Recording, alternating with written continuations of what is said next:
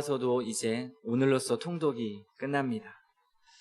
로마서 15장은 14장에서 다루고 있는 중심 내용, 즉 사랑으로 표현되는 믿음에 관한 주제를 연속해서 다루고 있는 그러한 장입니다. 우리는 어제 주일 말씀에서 요한계시록 2장의 말씀을 봤죠. 거기서 교회 안에 사랑이 식은 것에 대한 그러한 주님의 책망의 말씀을 들었습니다. 복음의 가장 큰 특징이자 우리가 살아가야 할 가장 큰 틀과 방향이 있다면 그것은 성경에서 사랑이라 말하고 있고요, 복음이라 말하고 있습니다. 그리스도인들은 성경을 대하면서 사랑의 대상은 누구이고, 그리고 어떻게, 왜 사랑해야 하는가, 사랑을 하면 무엇이 좋은가 라는 그런 근본적인 질문들을 던지게 됩니다. 때로는 이 사실을 완전히 외면하기도 하지요. 왜 그럴까요? 우리의 신앙의 범위를 잘못 설정하기 때문입니다. 다른 사람을 사랑하는 일보다 자신을 사랑하고 자신의 신앙을 지키는 일에 더 몰두하기 때문이고요.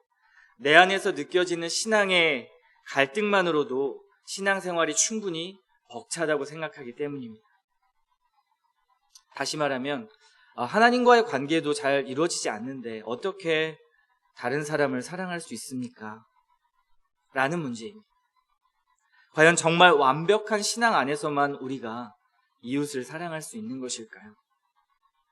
또 한편으로는 사랑하지 않아도 신앙생활을 충분히 잘할 수 있고 적절한 관계를 유지할 수 있다라는 이 잘못된 우리의 경험들이 교회 안에서는 암묵적으로 서로 공유되고 있기 때문입니다. 신앙생활 이렇게 해도 문제 없겠네 라고 서로를 이해하는 상황까지 나아간다면요, 곧 사랑 없이 메마른 그러한 지식의 교리와 종교의 형식적인 예배만이 남는 것이 교회입니다. 여러분, 그렇다면 이런 고민 해보신 적 있으실 것입니다. 나의 믿음의 분량은 어느 정도일까?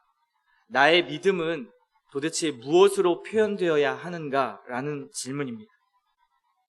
보통은 예배를 빠지지 않는 주일 성수로, 또는 성경 공부를 열심히 하는 것으로, 또는 기도와 경건 생활로 자신의 믿음의 분량을 척도 삼아 확인할 수 있습니다. 그렇죠. 또는 어떤 봉사와 헌신을 하는 것으로 우리가 우리의 신앙을 측량할 수 있습니다. 그렇게 우리의 믿음을 판단할 수 있죠, 자신이. 우리의 믿음은 말씀을 사모하고 그에 반응하고 또 주님과 교제하며 기도하며 깊은 관계로 나아가는 것, 그것으로 우리의 신앙이 드러나고 확인될 수 있습니다. 그리고 이것은 지극히 정상적인 것이고 너무나 중요한 것입니다. 그런데요, 성경이 말하는 더 중요한 핵심이 있습니다. 늘 예수님이 강조하셨던 것이죠. 갈라디아서 5장 6절의 말씀에 이렇게 말씀합니다. 그리스도 예수 안에서는 할례나 무할례나 효력이 없으되 사랑으로서 역사하는 믿음뿐이니라. 믿음인데요, 사랑으로 역사하는 믿음뿐이라고 말합니다. 우리의 믿음의 실력은 경건 생활을 뛰어넘는 사랑으로 표현되는 것, 거기에서 명확하게 드러난다고 말하고 있는 것입니다. 저와 여러분의 믿음은 어떻게 표현되고 있습니까? 사랑이 전혀 드러나지 않습니까? 아니면 사랑이 풍부하게 표현되고 있습니까? 사랑 없는 믿음의 결과는 극단적으로 말한다면 곧 믿음이 없는 것과 마찬가지다라고 말씀하는 것입니다. 더 나아가서는 복음을 이해하지 못한 것이고요, 복음을 알지 못하는 것입니다. 사랑에 관심 없는 믿음, 이 믿음은 근본적으로 믿음이 가지고 있어야 할 영양분, 그 뿌리가 없는 것이죠. 이것이 왜 논리적으로 성경이 증언하고 있는 것일까요? 예수 그리스도를 보내주신 성부 하나님의 그 긍휼도, 또 성자 예수님의 십자가의 대속의 사건도, 또 우리의 믿음을 이끄시는 성령 하나님의 사역 모두가 사랑의 근간이 있기 때문입니다. 사랑에서 시작되었기 때문입니다. 또한 삼위 하나님의 존재 자체가 사랑의 관계이기 때문이죠. 모든 뿌리가 사랑이고 모든 믿음의 근원이 사랑입니다. 우리가 믿는 믿음은 이 사랑에 대한 씨앗에서 시작되었기 때문에, 그러므로 이 믿음은 사랑의 열매로 맺어지게 된다라는 사실입니다. 그런데 나의 믿음이 정말 경건 생활 열심히 하고 말씀 생활 열심히 하는데 사랑이 없다라는 것은 정말 모순적인 것이죠. 이율배반적인 것입니다. 그래서 복음은 하나님과 나와의 관계이자 나와 이웃의 관계로 확장될 수밖에 없습니다. 사실 이것은 명령이기도 하지만 자연스러운 현상이기도 합니다. 이 관계를 행함으로 확인하는 곳, 그것이 바로 교회라는 곳이고요. 교회를 통해 경험한 하나님의 사랑과 이웃과의 사랑을 가지고 세상으로 나아갈 때 세상으로 하여금 바로 하나님의 사랑을 알게 해주는 것, 그것이 그리스도인의 삶입니다. 오늘 말씀 1절을 한번 보십시오. 믿음이 강한 우리는 마땅히 믿음이 약한 자의 약점을 담당하고 자기를 기쁘게 하지 아니할 것이라. 이 말씀은 삶의 어떠한 분야에서든지 자신의 영역에서 약한 사람들을 돕고 세워주는 일에 자신의 힘을 사용하라 라는 말씀입니다. 약점이 있는 자, 약한 자를. 자신이 가진 믿음, 자신이 가진 것을 가지고 더 안락한 삶을 누리기 위해서 애쓰지 말라는 뜻과 같습니다.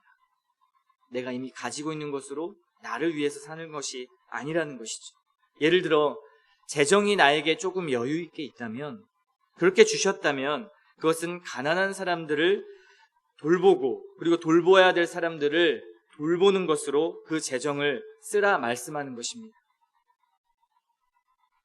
또 어떻습니까? 우리는 거주할 집을 선택할 때요, 그 지역의 위치를 어떻게 선택합니까? 가족 중심으로 자녀 교육이 좋은 곳, 또는 직장과 회사, 그러한 것들을 고려해서 우리는 거주지를 선택하고 그리고 그렇게 나아가죠. 이것이 너무나 당연한 이치라고 생각합니다. 그런데요, 복음의 가치에 젖은 고민이라면, 그리고 우리가 복음을 받아들인 사람이라면 어떤 고민을 먼저 해야 되는 것일까요? 어디에 살면 가장 편안할까? 라는 고민을 하는 것이 아니라 하나님과 다른 사람들에게 어떻게 하면 내가 가장 도움이 될 수 있는 지역이 될까? 라는 것을 고민한다라는 것입니다. 사람과의 관계는 어떨까요? 내가 만나고 싶은 사람, 만나면 즐겁고 유쾌한 사람을 먼저 찾는 것일까요? 아닙니다. 오히려 만나기 불편한 사람이라 할지라도요, 이 사람을 어떻게 하면 내가 도울 수 있을까? 어떻게 하면 내가 이 사람을 복음 가운데 세워줄 수 있을까? 라고, 어떻게 격려하고 위로할 수 있을까? 라는 그러한 질문을 하며 그 사람과 만나는 것입니다. 이 모든 내용들이 참으로 우리와는 먼 세계의 이야기 같습니다. 이 세대는 그렇지 않고 세상 사람들의 살아가는 방식은 너무나 다르기 때문입니다. 그런데 성경은 이것이 복음이다 라고 말하고 있습니다. 그렇기 때문에 바울은 2절의 말씀을 하고 있습니다. 우리 각 사람이 이웃을 기쁘게 하되 선을 이루고 덕을 세우도록 할지니라. 덕을 세우는 것도 선을 이루는 것도요, 자기 자신을 기쁘게 하는 것이 아니라 이웃을 기쁘게 하기 때문에 나타나는 것이라고 말하고 있습니다. 그러니까요, 기본적인 삶의 중심 자체가, 그 가치가 나 중심이 아니라 타인 중심입니다. 인간의 죄성이 만연한 역사와 그리고 이 세대 가운데에서 타인 중심으로 산다라는 것은 굉장히 어불성설이라고 우리는 생각합니다. 그렇게 생각하지만 복음은 이 모든 가치를 뒤엎어야 한다라고 말하고 있습니다. 3절의 말씀입니다. 그리스도께서도 자기를 기쁘게 하지 아니하셨나니. 우리가 믿는 분이 누구입니까? 예수 그리스도이시죠. 우리를 구원하신 분이 누구이십니까? 예수 그리스도이십니다. 우리를 영원한 생명과 낙원으로 이끄는 분이 누구이십니까? 예수 그리스도이시죠. 과거와 현재와 미래, 시간을 통치하시는 분, 온 우주의 전 영역을 다스리시는 분, 이러한 하나님의 아들 예수님께서도요, 자기를 기쁘게 하시지 않고 기꺼이 죄인들을 위해 조롱과 고문, 그리고 죽임, 저주를 당하셨다라는 사실을 기억해야 합니다. 나를 의롭다 여겨주시기 위해서 기꺼이 자신을 내어주신 것이죠. 이 모든 근거가 되시는 분께서 나와 연합하셨습니다. 그것이 로마서에 계속되는 내용이었죠. 우리를 의롭다 칭해 주셨습니다. 한 몸이 되신 것이죠. 우리는 이분을 믿으면서 나의 왕, 나의 주인이라 말하지 않습니까? 그렇기 때문에 나도 예수님처럼 타인을 기쁘게 하는 삶을 살 수밖에 없게 되는 것이고 살아야만 하는 것입니다. 이것이 복음입니다. 그렇다면 이 믿음과 이 가치가 교회 안에서는 어떻게 적용될까요? 너무 중요한 말씀이죠. 5절과 6절의 말씀처럼 서로 뜻이 같게 되고 한 마음과 한 입이 되었을 때 하나님께 영광을 돌리게 되는 것입니다. 교회의 가장 근본적인 목적은 하나님 앞에 영광 돌려드리는 것이죠. 그런데 그 과정 가운데 한 마음과 한 뜻과 한 입이 있습니다. 그래서 오늘 본문 7절은 이런 결론을 내리죠. 그러므로 그리스도께서 우리를 받아 하나님께 영광을 돌리심과 같이 너희도 서로 받으라. 무슨 말씀입니까? 우리는 그리스도께 받아들여지기 위해서 살아가는 것이 아니라 이미 죄인된 나를 받아주신 것을 알고 믿고 감사하며 살아갈 때 다른 사람을 받아줄 수 있다는 것입니다. 성경은 철저하게 우리의 힘으로 다른 사람을 받아주라 말하는 것이 아닙니다. 모든 사랑의 근본 되신 예수 그리스도와 연합했을 때 그 연합한 그 마음과 사랑과 믿음을 가지고 다른 사람을 받아주라는 것이죠. 서로 받아준다는 것은 상대방의 약점이 너무나 많이 있음에도 불구하고 그 사람을 수용한다는 것입니다. 중심과 근본은 예수 그리스도의 마음이죠. 사실 복음에 대해서 내가 얼마만큼 이해하고 있는가, 이것을 알 수 있는 것은요, 다른 사람의 흠과 부족함과 연약함에도 불구하고 내가 얼마나 그들을 사랑하고 있는가를 볼 때 알 수 있습니다. 나의 복음의 이해 정도와 나의 믿음의 수준이 어떤지를 알 수 있는 것이죠. 항상 다른 사람을 보며 하나님께서 그리스도를 통해 내 죄를 눈감아 주셨다면, 그렇다면 나 또한 타인의 죄를 눈감아 줄 수 있어야 하는 것 아닌가라는 고민을 하셔야 됩니다. 우리가 하나님보다 더 의롭지는 않지 않습니까? 의로우신 그분도 우리 인간의 죄를 덮어주셨는데 죄인인 내가 다른 사람을 죄인이라고 정죄하는 것은 자신을 하나님보다 더 의롭다고 말하는 것과 같습니다. 교만한 것이죠. 기억하십시오. 상대방을 수용하지 못하고 받아들이지 못하는 것은 한 뜻과 한 마음과 한 입으로 하나님께 영광 돌려드릴 수 없다라는 것입니다. 자신의 생각이 옳고 자신의 의로움을 증명하려는 이 노력들은 반대로 나 외에 다른 사람은 옳지 않다라는 것을 말하는 것이고요, 죄인으로 정죄하는 것과 마찬가지이기 때문에 그렇습니다. 교회 안에서는 이것이 너무 무섭습니다. 그러므로 의로움을 증명하기 위해 애쓰는 삶은 곧 교회 안에 분열을 가져오게 됩니다. 내가 의롭다고 주장하는 순간 그 공동체는 금이 가기 시작하는 것이죠. 왜냐하면 이것은 우리의 개인적인 구원과도 연결되어 있고요, 그리고 삶과도 연결되어 있는 것입니다. 그리고 교회와도 연결이 되어 있습니다. 밀접하게 연결이 되어 있죠. 바울은 이 주제를 가지고 8절부터 13절까지 유대인과 이방인의 관계를 예로 들어서 설명하고 있습니다. 하나님이 주신 약속은 유대인에게만 한정된 것이 아니라 이방인에게까지 허락된 것이다 라고 말하고 있습니다. 무슨 말일까요? 하나님은 모든 분열과 불일치, 높고 낮음이 없는 잘난 사람과 못난 사람을 나누지 않으시고 복음 안에서 하나됨을 이루시기 위해서 열심히 일하고 계신 분이 하나님이시라는 사실입니다. 이 속성이 하나님의 속성이자 바로 성품이십니다.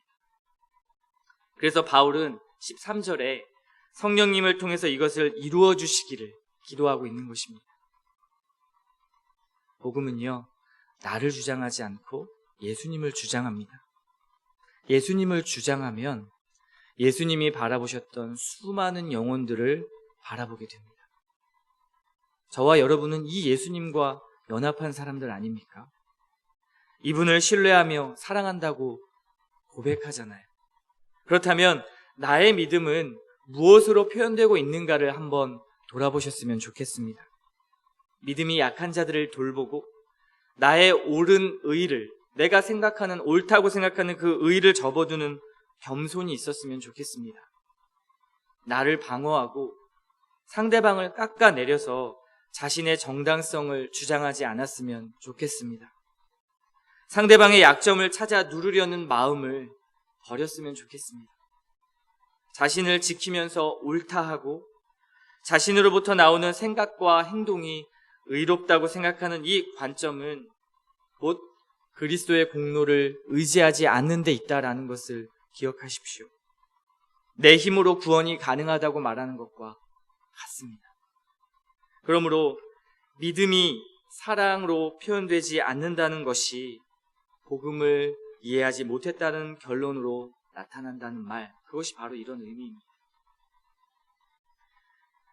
내 중심으로 살지 못하기 때문에, 즉 나를 챙기지 않고 다른 사람을 챙기기 때문에 내 인생이 망할 것이라는 생각을 버리십시오. 성경은 그렇게 가르치고 있지 않습니다.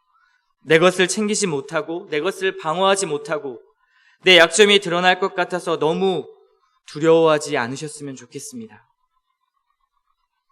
내가 주장해서 다른 사람에게 상처를 주는 것보다 일이 더뎌 보이고 결과가 좋지 않아 보여도 나를 주장하지 않는 것, 이것이 성숙한 성도의 모습입니다. 내가 주장하지 않아도 예수 그리스도께서 교회와 공동체를 이끌어 가시기 때문입니다.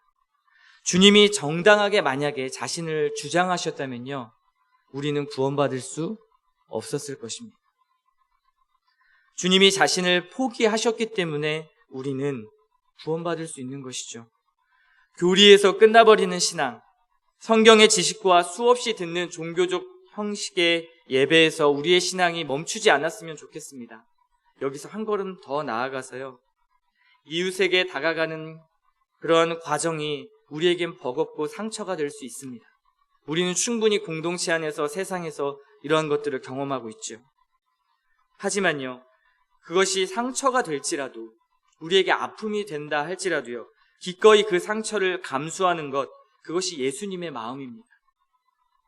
그 상처는 복음의 깊은 의미 안에서 더 큰 예수님의 십자가의 공로를 바라보게 만듭니다. 상처가 상처로 끝나는 것이 아니라 더 깊은 복음의 영광을 바라보게 만듭니다. 이것이 복음의 신비입니다. 십자가를 통해 나의 주장할 것이 하나도 없음과 죄인인 것을 보게 만드는 것이죠. 무엇이요? 그 상처가요. 저도 이 말씀을 준비하면서 정말 많은 것을 고민하게 되고 은혜를 받게 되었는데요, 기꺼이 내 모든 삶을 주님 앞에 내어드린다라는 것이 나 아닌 그토록 사랑하시는 주님의 백성들을 위한 삶이라는 것을 깨달을 때, 나의 삶의 방향과 생각이 완전히 잘못되었구나, 겉모양만 있었구나라는 생각을 많이 하게 되었습니다. 사람 때문에 받는 그 상처가, 그 아픔이 우리의 신앙을 정지시키는 것 같지만, 우리의 신앙을 그 자리에 머물고 시험에 들게 하는 것 같지만, 오히려 예수님은 그 상처를 통해 하나님의 말씀에 순종하셔서 가장 깊은 영광의 자리에 오르셨습니다. 결과적으로는 온 인류를 구원하셨죠. 마찬가지입니다. 성도도 이 복음에 순종할 때, 기꺼이 감내할 때 주님의 크신 그 영광을 보게 될 것입니다. 무엇보다 하나님의 마음을 깊이 경험하는, 하나님의 마음이 무엇인지 내 마음에 느껴지는 그러한 가장 큰 축복이 우리 안에 있을 것입니다. 이것보다 우리에게 큰 기쁨을 주는 것이 있을까요? 하나님의 마음이 나의 마음 안에 있을 때 주는 기쁨 말입니다. 이것이 복음이 주는 상처의 신비입니다. 우리 모두 7절의 말씀을 마지막으로 읽고 마치도록 하겠습니다. 이것이 주님께서 우리에게 주신 말씀입니다. 그러므로 그리스도께서 우리를 받아 하나님께 영광을 돌리심과 같이 너희도 서로 받으라. 이 은혜가 교회와 가정과 저와 여러분에게 모두 있기를 간절히 축원합니다.